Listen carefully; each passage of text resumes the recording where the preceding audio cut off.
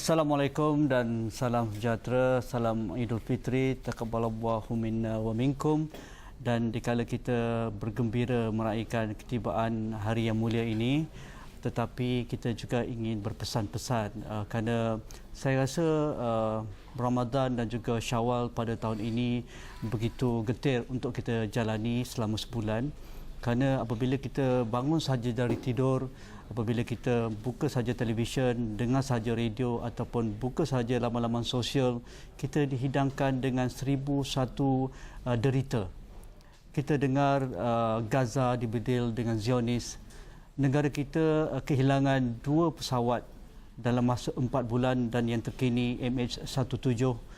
Kalau di Syria juga rejim Al-Assad dan juga rakyat mereka sedang juga bergelut. Di Libya pun begitu, di Myanmar rakan kita yang di utara, umat Islam disembelih di Mandalay dan juga di Rakhine. Di Sri Lanka minoriti umat Islam ditindas oleh majoriti Buddha.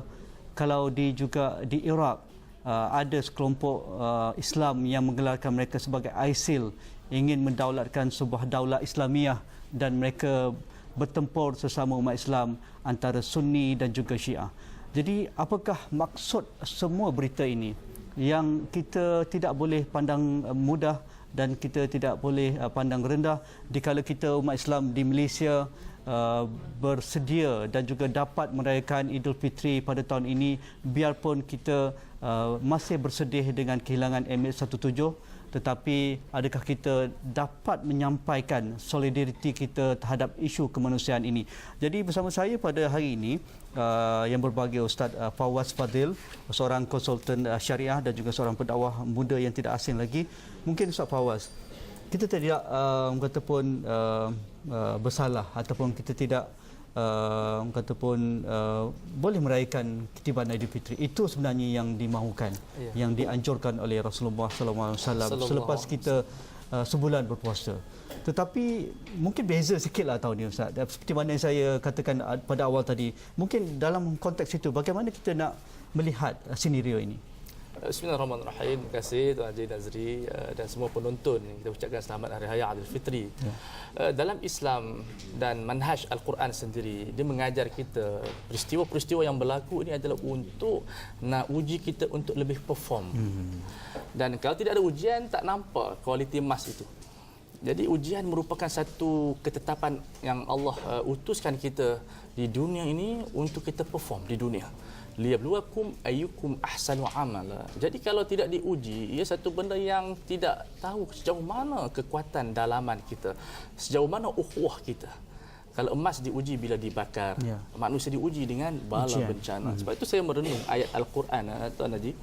Dalam surah At-Taubah ayat 26, Allah berfirman, awala yarawna annahum yuftanuna fi kulli amin marratan aw marratain thumma la yatubun walahum yadhakkarun. Apakah mereka tidak merenung setiap tahun mereka diuji sekali atau 2 kali? Makna kita tidak ada satu benda yang masalah kita diuji atau satu benda yang pelik diuji setiap tahun. Cuma yang peliknya kalau kita tidak kembali kepada Allah Azza wa Jalla dan tidak kembali kepada membaca Al-Quran. Sebab Al-Quran ini metod. Dia adalah satu manual untuk kita nak macam mana nak selesaikan masalah yang berlaku. Sebab saya lihat apa yang berlaku pada MH17, kapal terbang penerbangan kita itu hasil daripada tidak menghormati manusia. Mana mungkin kita sebagai insan menembak jatuh kapal terbang kalau dalam etika peperangan perlu dulu diiklankan dahulu. Tidak boleh menembak kapal terbang yang awam, sama ada awam ataupun yang sedang berperang, ataupun kita katakan helikopter yang membawa tentera, melainkan dia turun ke bawah. Itu etika. Maknanya mereka melanggar etika kemanusiaan yang disepakati oleh semua agama sebagai satu kemuliaan insan Bani Adam, di mana perasaan mereka menembak jatuh manusia yang tidak bersalah. Di sana ada Islamnya yang bukan Islamnya. Sebab itu kita perlu merawat umat manusia dengan Al-Quran yang menghargai setiap manusia. Walaqad karramna Bani Adam. Kami telah memuliakan Bani Adam. Di mana kemuliaan ini? Apabila kita menembak hampir 200 lebih mati sekelip mata. yang nak pulang raya, yang nak berjumpa dengan kawan, di mana perasaan kita? Saya bimbang masyarakat ataupun dunia sekarang ini mengalami krisis hati yang keras. Ini yang berlaku dalam dunia umat Islam dan dunia bukan Islam, mereka tidak menghormati nilai manusia yang perlu dihormati.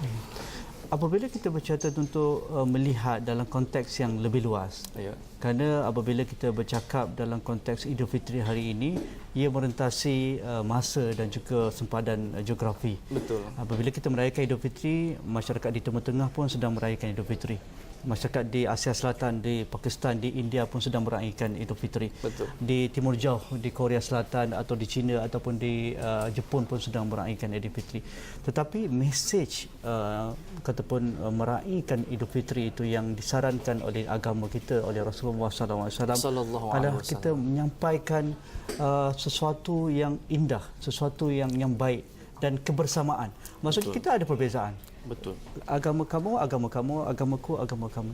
Tetapi kita perlu mencari lebih banyak titik-titik persamaan. Dan saya rasa semua agama di dunia ini ada unsur-unsur kebersamaan ini, dan sebenarnya itu yang perlu diperbanyakkan. Mungkin inilah peluangnya Ustaz Fawaz, dikala kita meraihkan kata pun silaturahim, kata bersalaman-salaman, kata berkunjung rakan-rakan dan juga taulan ini, mesej inilah yang patut kita bawakan atau sampaikan sebanyak mungkin dengan apa yang kita hadapi sekarang. Betul. Kita dalam menyambut Aidilfitri, kita nak bawa risalah keamanan. Risalah yang diberi solidariti, ukhuwah yang sangat kuat. Dan Al-Quran menganjur kita supaya kita bukan hanya melakukan kebaikan kepada orang Islam sahaja. Maknanya bila kita nak sambut raya, bukan kita bermakna kita hanya meraihkan raya di kalangan kita, tapi tidak menghalang untuk kita melakukan kebaikan kepada orang lain. Kerana Al-Quran dia menyebut sifat umat Islam ini asyidda'u 'alal kuffar ruhama'u bainahum. Kita hanya tegas dengan orang bukan Islam di kala peperangan. Itu menuntut kepada ketegasan. Tetapi dalam keamanan kita menunjukkan kasih sayang kita di hadapan orang bukan Islam. Ayat yang menyebutkan ruhama'u bainahum itu, orang Islam menunjukkan kasih sayang di kalangan mereka yang hidup dalam masyarakat Islam, mereka bukan Islam, merasa kasih sayang kita. Dan itu kita katakan dalam akhir raya kita ada hari makan minum. Kita boleh ajak kaum-kaum yang lain makan bersama kita. Cuma beza kita hari raya kita dengan hari raya yang lain, kita adalah ibadah.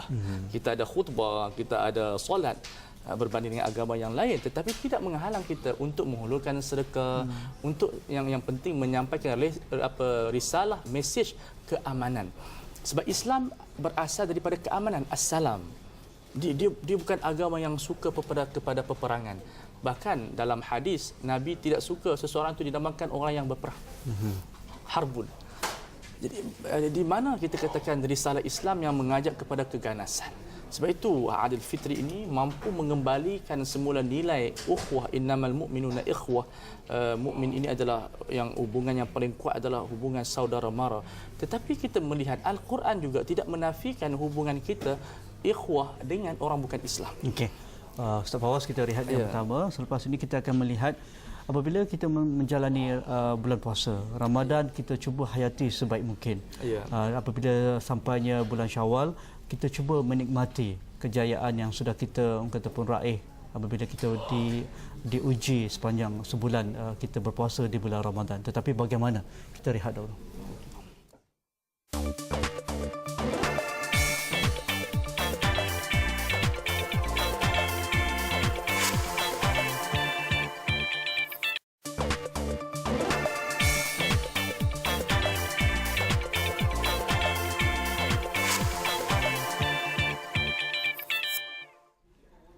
Salam Aidilfitri, taqabbalallahu minna wa minkum. Dikala kita sedang berziarah, dikala kita sedang menikmati juadah bersama ahli keluarga dan juga rakan taulan, mungkin Ustaz Fawaz, inilah peluang sepatutnya apabila generasi hari ini setiap orang ada gadget dia, ada tablet dia, ada iPhone dia, ada smartphone dia, kat rumah semua ada internet, ada Unify dan sebagainya. Mungkin ini peluang juga sebagai satu wadah generasi baru. Dulu mungkin tiada. Dulu ziarah kalau satu hari mungkin boleh dapat 20 rumah ataupun 10 rumah. Hari ini dapat satu rumah belum tentu lagi. Mereka rasa perlu buat temu janji lah pelbagai. Tetapi peluang ini juga perlu digembeling, perlu diambil peluangnya. dengan kelebihan teknologi pada hari ini. Sebab itu kita katakan teknologi ini mampu membantu kita menambah kebaikan kita. Jadi kita boleh menggunakan, kalau misalnya tidak sempat untuk menziarahi kawan-kawan, sahabat yang jauh, kita boleh SMS atau WhatsApp. Tetapi janganlah kita jadi orang yang menggunakan alat-alat gadget ini dalam bentuk yang meracunkan syawal kita. Jadi dalam contoh macam JNQ dia sebut gadget racun syawal. Ini bukan untuk hantar silaturahim, ini dia main game. Ini yang dia jadi fanatik pada gadget. Itu masalah. Sebab itu Imam Ghazali disebut tarku tartibil khairat jumlatun minasyurur. Meninggalkan menyusun kebaikan itu benda yang jenayah. Kita sepatutnya kita kena menyusun. Kita ada agenda. Bila kita nak main gadget dalam bentuk hiburan, ada waktunya. Tetapi kalau kita bersama dengan saudara, kita bersama dengan rakan, elok kita berborak. Kerana itu merupakan silaturahim, pahala yang sangat besar. Sebab itu kita bimbang bila kita tidak mempunyai kesedaran dan mempunyai ilmu di dalam penggunaan gadget. Akhirnya gadget ini menjadi musuh di antara sahabat dan juga adik-beradik. Kita pergi rumah dia, kita tak sembang dengan dia. Duduk begitu, gambar, seorang buat begini, seorang buat begitu, subhanallah. Jadi akhirnya dia tidak menjadi suasana silaturahim. Ada keuntungannya. Setiap benda yang untung ada kerugiannya. Tetapi kita boleh buat dalam bentuk kawalan. Maknanya kita mendidik diri kita supaya ada time kita bersama dengan masyarakat, dengan adik-beradik, dengan saudara mara. Ada time kita bersama diri sendiri. Tentang juga menggunakan platform social media ini. Ini sebagai satu aplikasi yang boleh digunakan pakai oleh kita semua sebagai seorang Islam dan juga rakan-rakan yang lain sebagai satu metodologi dakwah. Betul. Dalam contoh yang fiqh jihad ni, di antara jihad yang besar adalah jihad IT. Fiqh jihad ni menerangkan tentang konsep jihad moden. Iaitu bukan setakat jihad dalam perang ataupun ceramah, tetapi menggunakan IT, teknologi yang canggih, kita boleh menyebarkan kebaikan. Cuma kita nak ingatkan dalam penggunaan alat canggih ini perlu ada syarat dia. Menyebarkan fakta yang sahih, bukan menyebar yang ni kadang-kadang hadis palsu, maklumat. Tak bolehlah copy paste semua ya. Ya, kita pastikan dahulu maklumat itu sahih. Dalam kaedah kita sebut idza kunta naqilan fasidqu. Bila kamu nak nukilkan kepada orang ramai, perlu kejujuran. Maklumat mesti sahih. Integritinya betul. Integriti sangat penting. Ini maklumat belum tepat, kita dah share, dah post, dah forward dah. Ini dipanggil apa? Kegairahan. Kita tidak mau menyebarkan ilmu dalam gairah, tapi dalam bentuk disiplin. Kerana kita bimbang maklumat ini bila sampai, dia keluar hanya sejengkal, sampai sedepa. Orang tu sakit sikit je, sampai kepada kita dah koma. Sampai sikit al-ustaz dah meninggal dunia. Ini dia panggil wa ma afatur al-akhbar illa ruwatuha. Yang menyebarkan keburukan ini perawi-perawi dia. So perawi-perawi gadget ini perlu amanah. Sebab ini benda yang berkaitan dengan dosa pahala. Sebab Nabi sebut innal kidba yuaddi ilal fujur wal fujur yuaddi ilan nar. Pembohongan ini membawa kepada kejahatan dan kejahatan membawa kepada api neraka.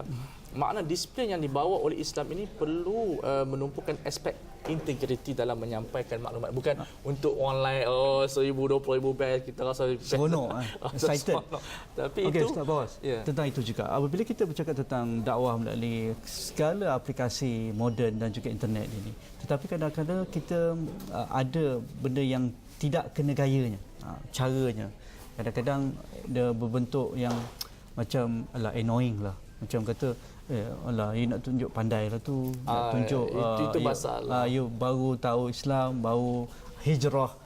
Itu istilah-istilah generasi baru. Saya mengungkapkan kerana itu berlaku realiti di bawah. Ia bergantung pada niat dan bahasa. Sebab mungkin how tu tak berapa elok. Kadang-kadang tu sebab bila kita belajar dia panggil kita ada bahasa intonasi, skrip yang mana boleh menyakiti hati orang lain. Sebab tu kita nak pesan, kalau kamu kutuk orang di hadapan dia, mungkin dia maafkan. Tapi kalau kutuk dia di hadapan Facebook, sukar untuk dimaafkan. Berjuta orang baca. Betul. Sebab kita bimbang orang buka aibnya. Buka aib. Dan kadang-kadang meluahkan perasaan pun di Facebook juga. Oh, saya sakit sakit kepala, orang pun like, makanlah ubat, padahal dia seronok je. Kita tak nak melatih diri kita manja.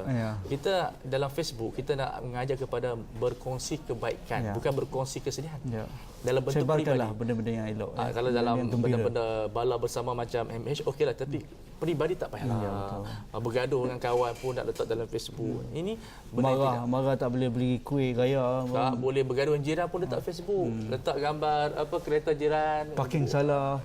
Ini kita selesaikan. Benda yang kecil jangan kita perbesarkan. Ini yang masalah apabila wasilah ataupun wacana yang sebegini digunakan dalam bentuk bukan nak merapatkan hubungan, bahkan dia menjadi peperangan di antara kita. Sebab itu kita kena tahu bahawa gadget ini cabang daripada lisan.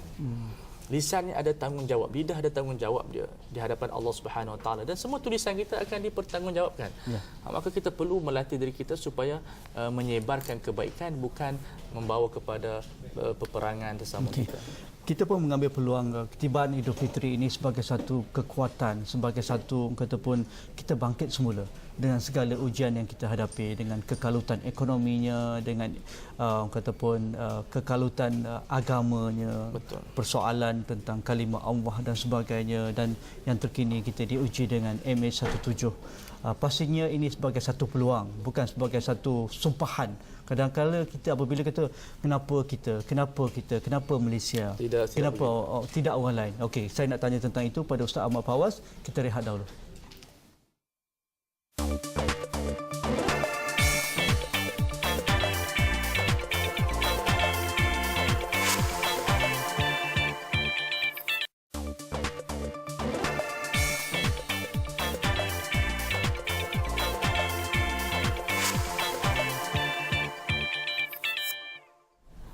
Saya masih bersama Ustaz Ahmad Fawaz Fazil. Kita membincangkan bagaimana kita meraihkan Aidilfitri tahun ini dalam konteks solidariti kita tentang kemanusiaan. Ustaz, kita dalam keadaan yang begitu kata pun tertekan lah dalam masa beberapa bulan ini, termasuk dalam bulan puasa sebelum kita menyambut hari raya ini, pelbagai ujian menimpa negara kita. Walaupun bukan saudara mara kita, bukan di kalangan adik-beradik kita, tetapi kita merasa kesakitan itu sebagai ibarat sebagai satu jasad lah. Dicubit di tangan kanan, kita rasa. Semua terasa. Begitu juga. Tetapi ini bukan sumpahan lah. Ini pada awal tadi Ustaz dah mengungkapkan ini ujian untuk kita bangkit lebih hebat. Betul. Untuk kita bangun lebih cergas, lebih laju ke hadapan.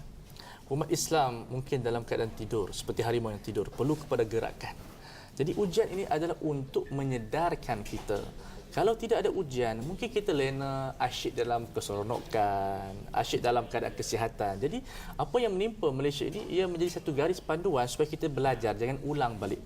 Walau hum yadhakkarun, orang yang ditempa oleh Allah, dia tidak pelajari ujian-ujian yang ditimpa ke atasnya, maka dia tidak mengambil kesedaran. Orang yang hebat, dia bangkit daripada kegagalan.